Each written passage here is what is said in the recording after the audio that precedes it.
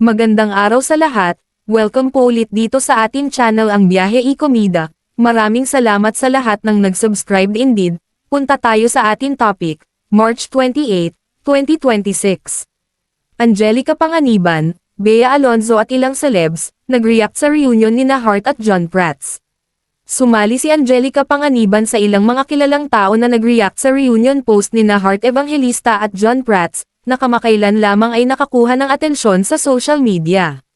Nagbahagi si Heart ng larawan ng kanyang sarili kasama si John sa Instagram kasama ang caption na, Missy at Yuan magpakailanman 020202, IYKYK, stands for, If you know, you know.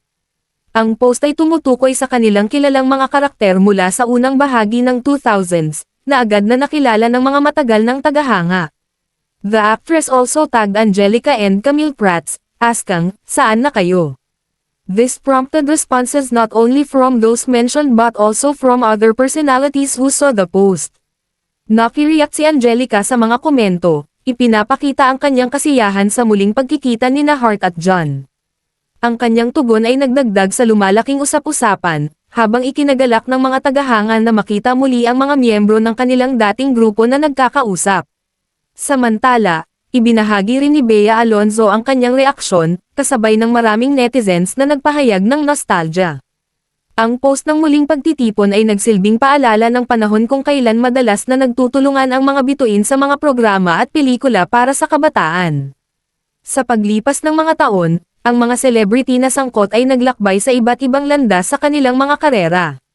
Si Heart ay naging isang kilalang personalidad sa fashion at mga internasyonal na kaganapan habang pinapanatili pa rin ang kanyang presensya sa entertainment. Si John, sa kabilang banda, ay patuloy na nagtatrabaho bilang direktor, host, at performer. Si Angelica ay aktibo pa rin sa telebisyon at pelikula, samantalang si Bea ay sumabak din sa iba't ibang proyektong pag-arte paikat sa bansa at sa internasyonal. Sinabi sa'yo ni Yuan yun? Sinabi niya yun, sis, at sabi niya hindi pa daw niya ako papansinin.